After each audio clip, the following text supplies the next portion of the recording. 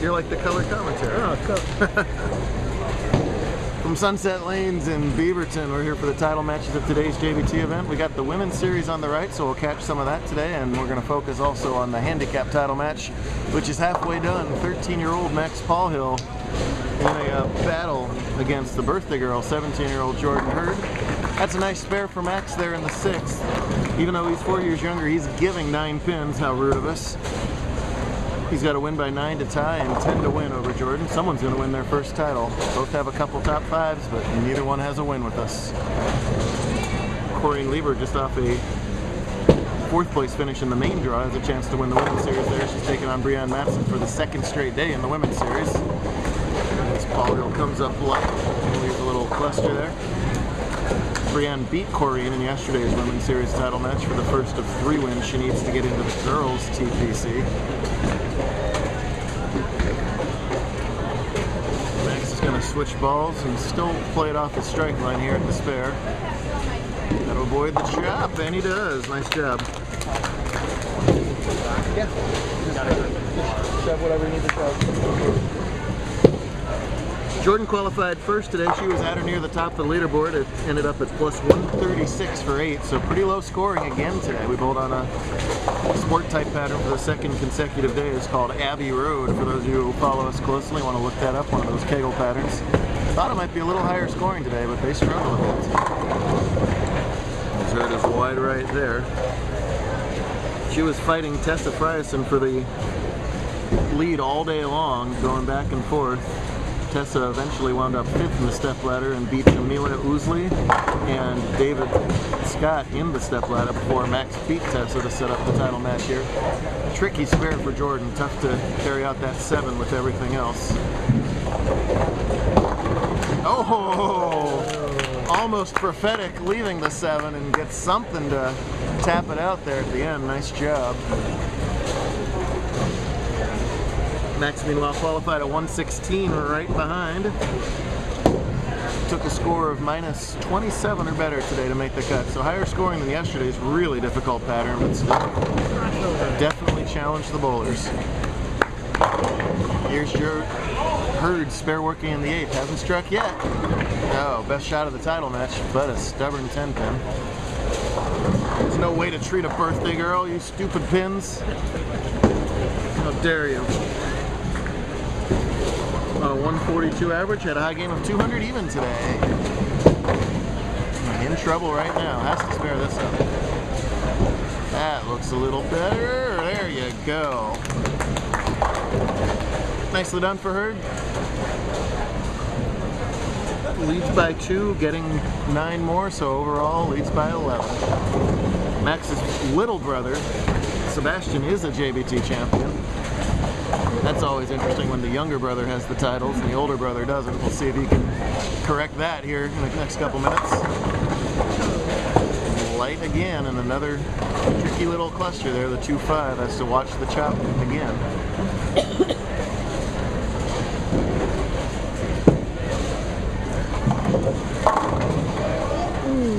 Mattson opened with 3 in a row over there. That was her 4 pin that she just left. Oh, and there is that chop. 2-5s are tough, especially on sport shots. If you miss left, there's no help and it chops. If you miss right, it'll never hook back.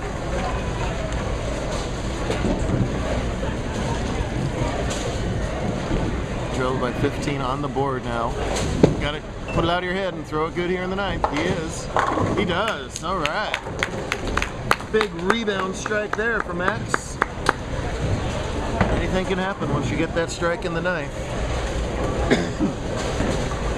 Thanks to Aaron and the whole crew here at Sunset for hosting us. A really, really beautiful 36-laner here in Beaverton. They've remodeled this nicely if you haven't seen it in the last couple of years.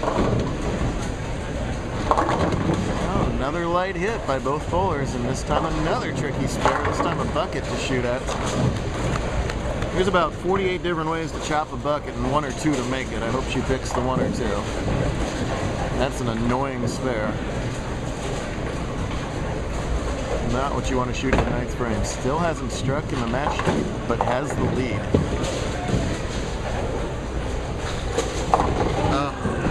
In exact exactly like Max did in his frame on the right-hand lane. She chops the 5 off her cluster. And now they are tied on the scoreboard, but it's Max with the strike.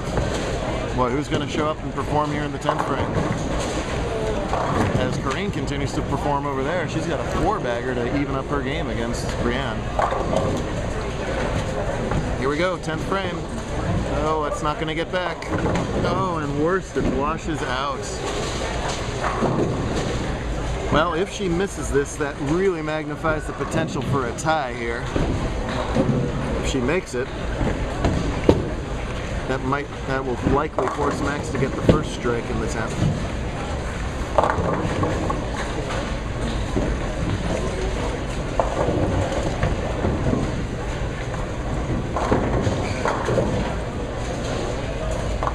Oh, wow. Almost off the sidewall there. That would have been unbelievable. Instead, it's 9 out for 143. She gets the 9 pins, a handicap for 152. Max spare strikes for 154, so Max needs 19 pins in the 10th frame to win the tournament. 19 or 20 is a winner. Strike here is a winner right away. Here's the ball. It's close. Oh no! Are you kidding me? Oh! Right in the pocket. He wouldn't have thrown it any differently if you gave him 1,000 more chances. He gets the deflection and 8 10s. If he doesn't pull an absolute miracle here and make this, Jordan Hurd is going to get yet another birthday gift. Take it up. Slide it over. Oh, that might have been the better way to go about it. What a horrible break in the end. Heartbreak for Max and celebration for Jordan as Happy Birthday Girl comes up with the title. Oh, Max. Max is shell-shocked. I don't blame him. What are you going to do? Oh my goodness. Nice game, Max. What a finish. Well, congratulations to Jordan. Max's day will come if he keeps going like this. I thought he had it. Unbelievable. Crazy finish. Meanwhile, over in the scratch division, it's Jordan with the early lead over there. They're only through 4 frames of game 1. We'll stick around here and watch our ladies title for a little while. Max, stick around for just a minute or two, all right? Jordan, stick around for just a couple minutes. I'm sure you're not going anywhere. I don't blame you. Mattson opened in the 6th, so if Corrine spares this 4-pin, she'll open up a 15-pin lead. Let's see what happens.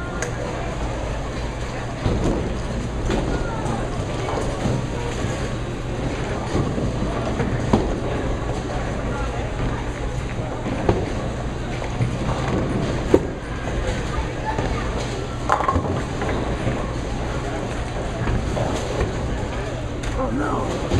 We both open.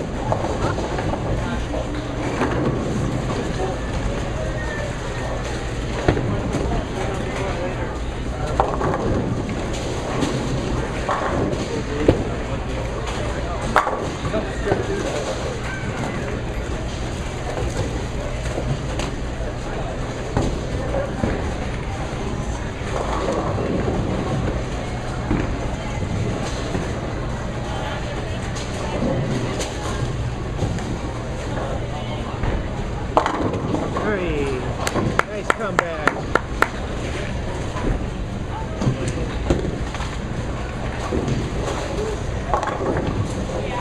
Nice comeback. What kind of phone? It's an old Samsung Android. It's old.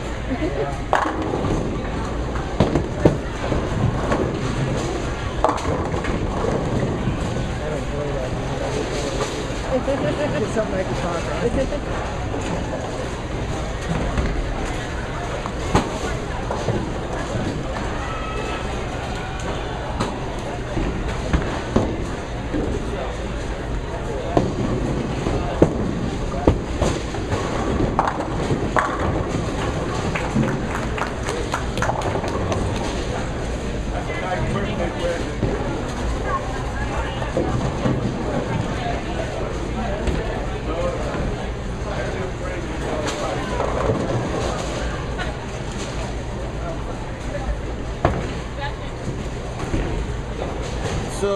Oh, we were way there.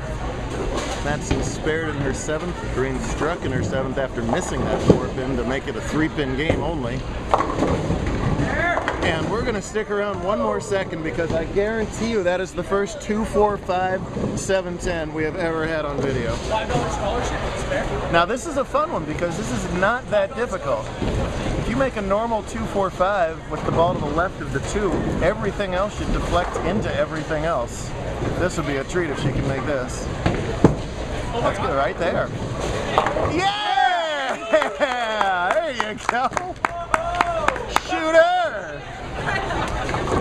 Look at that one. Watch part 3 and we'll have the Women's Series result for it as well as the Scratch Division title game.